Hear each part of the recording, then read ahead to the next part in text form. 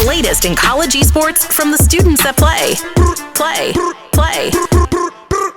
Go behind the scenes at the schools that game. The only place where esports are on campus. Hey, welcome back to Checkpoint XP on campus, your number one resource for college esports. I'm your host, Norris Howard. If you haven't noticed, we haven't tossed to the UNLV studios quite yet because they're still off for semester break. We'll be returning to UNLV and all the awesome team out there next week. So semester 2 of Checkpoint XP on campus will begin next week with that episode. So make sure you guys are here for that because we have a lot of really fun stuff that we got planned, a lot of really cool segments and interviews all planned. But today we got a couple of really awesome interviews for you guys. We're going to be talking to Wim Stocks of Collegiate Star League. He's going to tell us all about that organization, how you can get involved, as well as he has a special announcement that he's going to be making first here on Checkpoint XP on campus.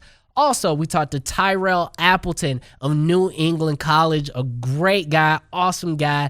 They're doing awesome stuff at that program out there, and he's going to tell us all about it, as well as give us a preview of their esports facilities. So make sure you guys have stuck around for that. So we got a couple really cool interviews, and we're going to have more. So make sure you guys stick around for that, and make sure that you are here again next week for the start of semester 2 of Checkpoint XP on campus. So we got our first interview coming up right now on Checkpoint XP on campus.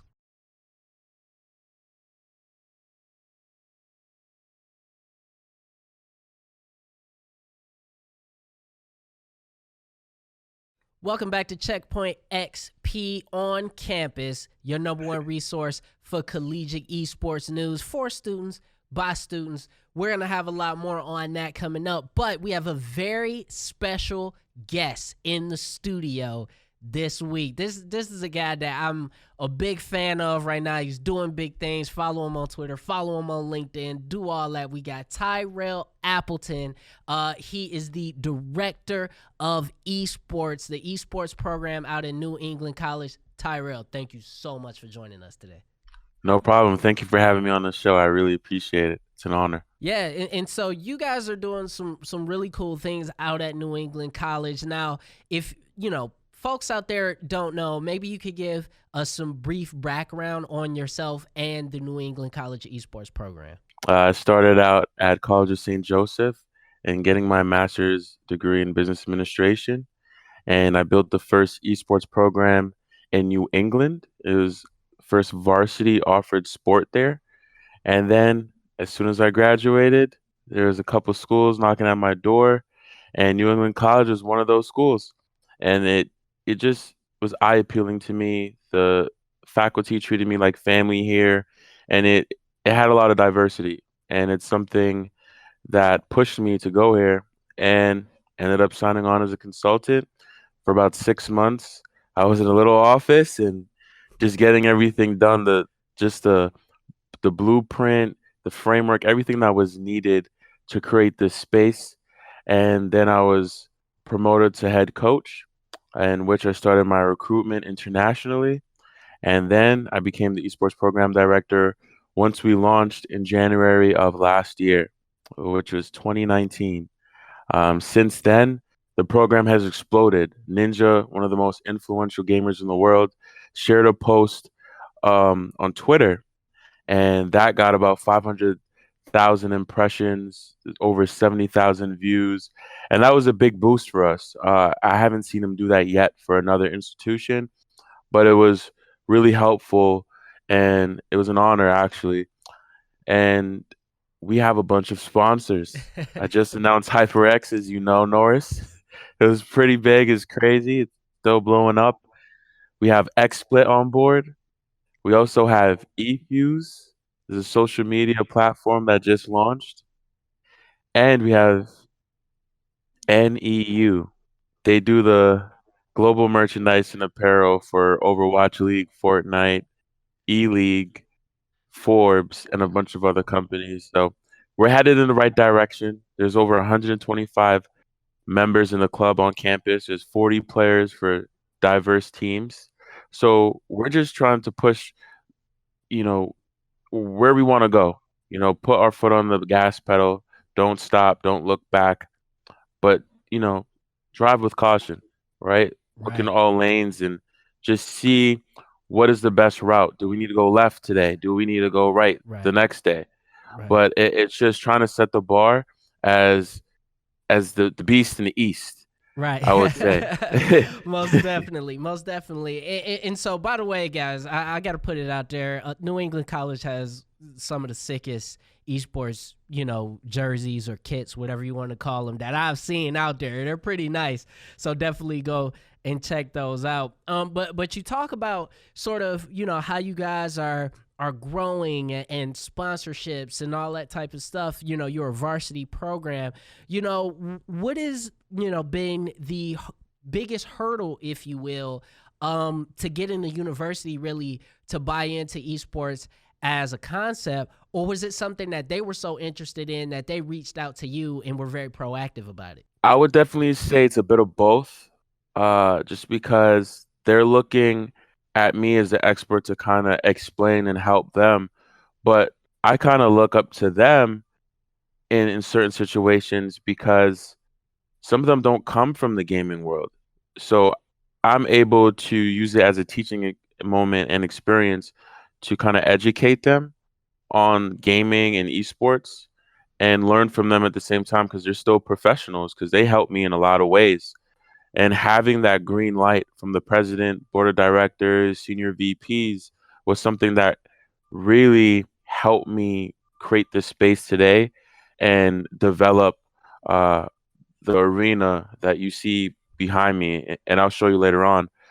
But I can't say the same for other colleges. Some institutions, they only have department support. I know a few directors that probably they're their own support. They're probably given a small budget and they're just told to go because people don't buy in. But here, everyone has bought in. Everyone has had some type of hand to help me along the way. So it's kind of like that baby, it takes a village to raise a child. Right. And that's the situation that we have here. It really was a collaborative effort, even though I may be the director, it's a family unit and we kind of continue to raise the baby the right way. Awesome, awesome. And so, what role has, sort of that first wave of students and esports athletes, how have they reacted to the program? What roles do they have within the organization? Do you have a lot of players that are also taking up more assistant coaching roles, or is everybody sort of have their own role and everybody specialized? It's a good question. So I'm going to show you their reactions with this program. Let's go! So that's the energy every single day. I just wanted to show you. Okay, that's the player perspective. They come in here fired up. They're ready to play. They're trying to make this as their own. That's what I try to teach them every single day is this is your opportunity. This space is brand new. It's at its infancy. Let's make this what we want it to look like. And they take that very serious. So I have student coaches as opposed to hiring coaches. I'll probably do that in the future. But when I was competing, as a captain, I was a coach, essentially, as an in-game leader, just directing. As I'm playing for myself, I'm like, hey, he's one shot, go this way, go that way, while I'm playing for my life. And I feel like those same things, if you run it as an esports organization, you would know that it is probably one of the most effective ways because that player can build that experience to take out into the real world if they get picked up by a professional team. So they're still utilizing those skills and building on those strengths. Listen, if you guys are just joining us, we have a very special guest on the show, Tyrelle Appleton of New England College. He's the man in charge of their esports program. You are watching Checkpoint XP on campus. Your host, Norris Howard here. And just very quickly, what games do you guys currently field in the esports program right now? Right now, we field in all the titles that are offered competitively from PC to console. So, for example, Super Smash Brothers, NBA 2K, FIFA, NHL. For PC games, you have Overwatch, League of Legends. Apex Legends, Fortnite, and the list goes on. So anything that the major governing bodies like NACE, ECAC, NECC, CSL, TESPA, uh, there's a whole list. Right. We will play in anything that is offered. Awesome, and you know it's good to hear that the university creates an environment that is positive towards that and wants more people participating. But as you said, I got a little glimpse of sort of your facilities back there. If you can, is it possible we could take a sneak peek, sort of what's going on back there in the facilities at all? You want a sneak peek? Yeah, let's take a sneak peek, man. Come on. Let me show you. So these are acoustic sound panels in the ceiling. The entire wall wrap design was to give this a space look to make you feel like you're not on campus. This Right. is to make this a distinctive space. That's our closet. Looks terrible. These chairs have Bluetooth speakers built in. There's LED lights on the side. At the top, they're not on right now. Awesome. In that corner straight ahead is our club rep desk. And then we have our TVs. We have one outside of the arena. That's our projector for VOD reviews and movies. Awesome. And then my space. Awesome. Awesome. It's a really beautiful space. It's state of the art. You guys have some of the best machines in there. And so what is really the first reaction when you have freshmen then come in or kids who haven't necessarily had the time to come down and check out the facility? What's the reaction from those students been? Wow. Oh my gosh, dude. You see that? Bruh. That's amazing, man. That's amazing. And so, we talk a lot about esports, especially at the college level, and how much support it needs from universities and from other organizations. What to you has been the single biggest factor in your guys' program growing so fast? I would definitely say unity in the chemistry. Just starting those disciplines and the groundwork from the start, because I'm young.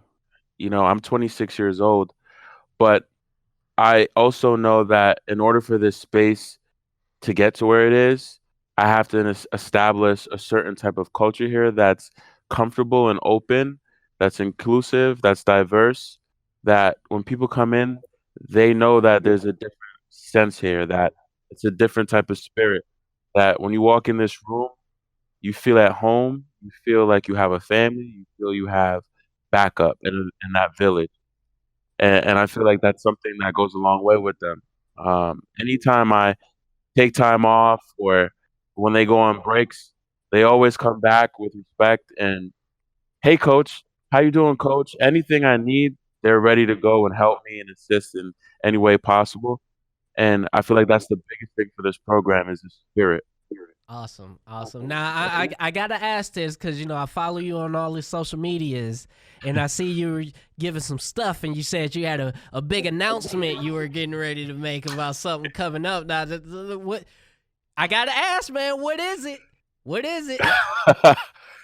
It's gonna be announced today, so I can give you. My God. I can announce it. I give you a little secret sauce. All right, yeah, Little- it's just a little bit. So I'm going to be joining eFuse on their first esports collegiate advisory board. Awesome. That's great news, man. And the more that we hear about this, and the more that we hear about sort of these advisory boards and more structure coming to the space, then the better everything is. So that is excellent news, man. And thank you so much for sharing that with us and giving us the hot exclusive. No problem. I'm just excited to join other professionals like myself to help create the vision and where we want this space to go to and grow. It's at its infancy. and it's not a scary thing. It's a beautiful thing. We get to raise the baby the way that we feel fit. There's no manual to be a parent. My daughter is turning 1 very soon, so there's no book to read and be like, hey, I mean, for us as professionals, there's a lot of things out there, great examples. Even as a parent, you can take examples from other people, but we got to be the instinctive parents for the esports space. Definitely, definitely. And guys, just so you know, this will not be the last time you see Tyrelle on the show. It will not be the last time New England College will be on the show, because we are homies now. They are content partners with us, and that's another exclusive for you guys. They are going to be helping us out with bringing more news from all of their competitions, as well as everything going on their campus when it comes to esports. So Tyrelle, I thank you for that personally, in joining us in this journey of bringing collegiate esports news to the masses. And good luck to you and your program all throughout the semester and throughout the legacy that that is eventually will build. And we look forward to hearing from you and your program a lot more. Thank you so much, Norris. It's an honor. Thank you to Checkpoint XP and Beasley Media Group. I appreciate you for bringing me on today. And this moment won't be unheralded. I'll live with this forever. I appreciate it. I look forward to joining you guys again. Awesome. So there's going to be more coming up from Checkpoint XP on campus, so make sure you guys stick around.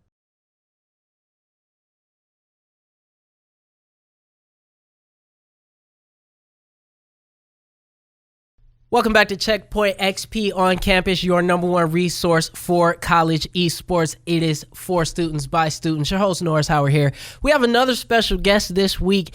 They're in the studio this time. This is crazy, guys. We're taking it to a whole new level. We have Wim Stocks of Collegiate Star League in the building, CEO of the company. Thanks for joining us today. Thanks, Norris, for having me. This is exciting to be here at Beasley Media and in beautiful Detroit. Little gray today, but it's wonderful being here. Yeah, thank you so much. And just for all the folks out there who have been living under a rock, maybe you could just explain a little bit about Collegiate Star League. Happy to. Collegiate Star League, we are essentially we're the NCAA for esports in North America. We have presence both in Canada and the U.S. Most of the schools that are involved in CSL leagues are U.S.-based, roughly 120 schools involved in Canada. So we do have the largest footprint for collegiate esports in North America. We have 14 different leagues. Every game is a league. So we run a Counter-Strike league. We run a Dota 2 league. We run a Smash league. We run a Madden league. We run a Magic the Gathering league, a Gears 5 league, on and on. You get the idea. And this year we've enjoyed huge growth in the number of schools who are involved with us. We have over 1,800 schools now participating in our various leagues. We have over 11,000 teams involved, and that represents over 70,000 student athletes who are participating in CSL. We have two divisions in CSL. We have a elite division, the Star division. We call it the Division 1 of CSL, and we have a Division 2 as well. We call it the Open League, more recreational, more intramural, probably a good way to describe it. But the whole notion there is getting as many people involved in playing competitively and having fun while they're doing it. Awesome. And you know, esports has really seen a lot of growth, at least in the cultural zeitgeist, if you will, in the mainstream over the past couple years. But collegiate esports really, you know, was some of the foundation of where it is now. You know, why did you guys choose to sort of focus on the collegiate space as opposed to, you know, going full force into the pro scenes as a lot of other organizations have? Well, one of the big brand missions we have, and this encompasses not just CSL, but also our other brand, which is World Gaming Network. We see a huge opportunity in the amateur space. Amateur, as you know, Norris, the amateur designation in esports is very blurred because one day you could be playing in a pro event making $5,000. The next day you're back playing for your college in a more of an amateur event. We really refer to them as semi-pros, but But for us, our whole mission is helping players who are aspiring to get better through our events, through our content, through our programming, through our leagues, and we see a huge opportunity. We see more kids in school wanting to participate in esports, but not just from the participation or the competition side, but also from learning about esports, the business of esports. What it's going to take to have a career in esports, marketing of esports, production, being a caster, all of those things, broadcast, as there is traditional education and curriculum around broadcast, that applying it to esports is a very different thing. So we see a huge opportunity on the amateur side, and our whole goal is through our collegiate leagues, as a player aspires to get better, we can get them on the right stage, we can get them on the right platform, and a number of our leagues will culminate when we get down to our grand finals, to the Final Four.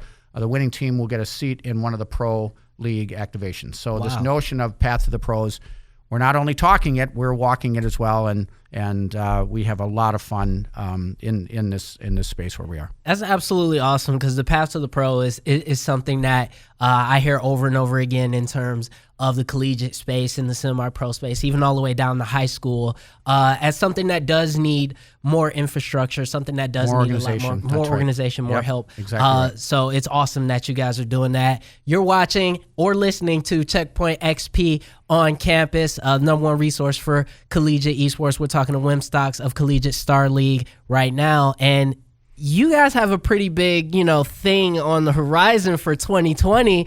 So maybe is it possible that you can share a little bit of that with us? I can share. Through the wonders of technology, this won't be released for another 24 hours, so that's good, because that's when the release will be timed. But I'm giving it in advance to our friends here at Checkpoint XP.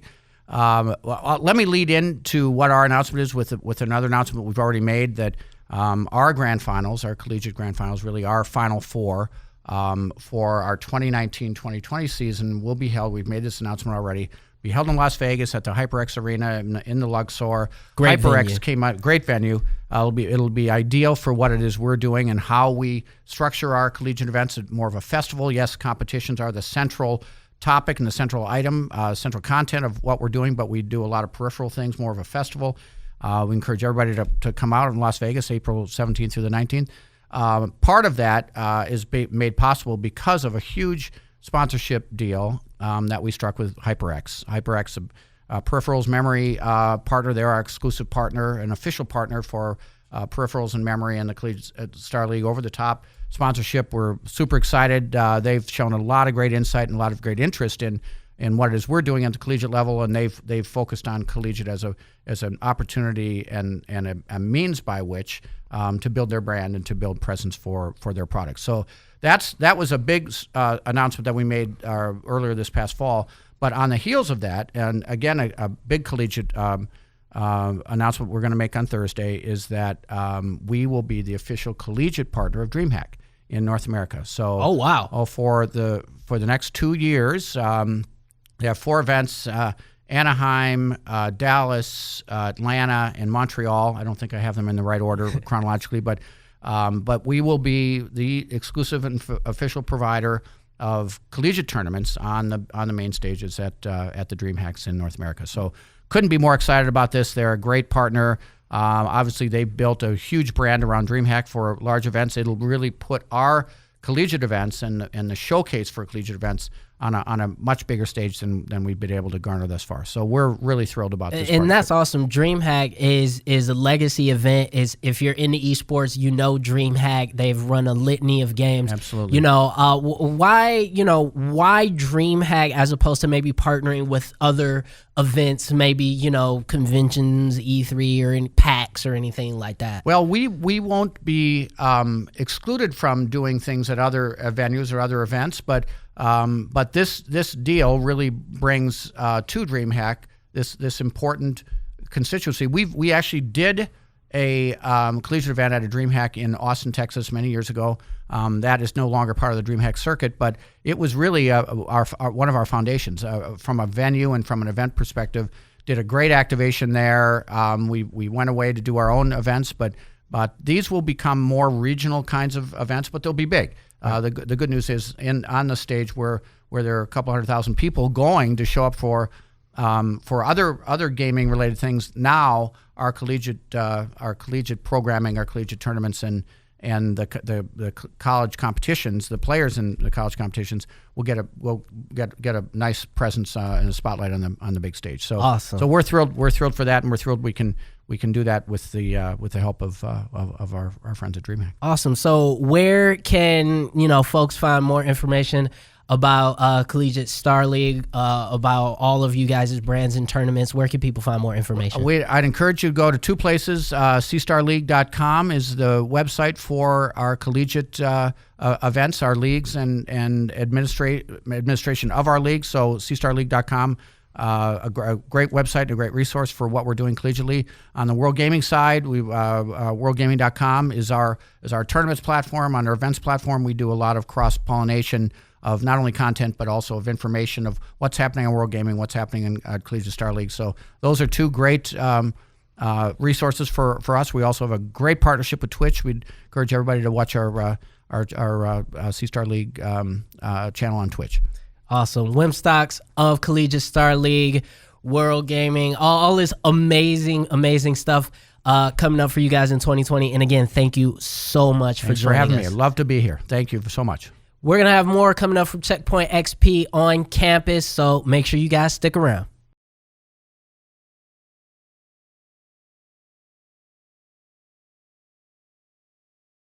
That's going to be it for this week's Checkpoint XP on campus. Make sure you guys, again, are here for the start of semester 2. Next week, we're going to be having the guys from UNLV back once more, and we're going to have more awesome college esports show for you. So we hope and we demand that you come back for all the great stuff that we're doing here at Checkpoint XP on campus. And as Jacob would say, love you.